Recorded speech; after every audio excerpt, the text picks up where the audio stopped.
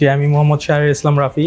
আমি মুন্সিগঞ্জ পলিটেকনিক ইনস্টিটিউটের সপ্তম পর্বের একজন শিক্ষার্থী। আমি আমার যে কোর্স মডিউল, ডিপ্লোমার কোর্স মডিউল, আমাদের অনেকগুলো টেকনোলজি এবং সাবজেক্ট ছিল।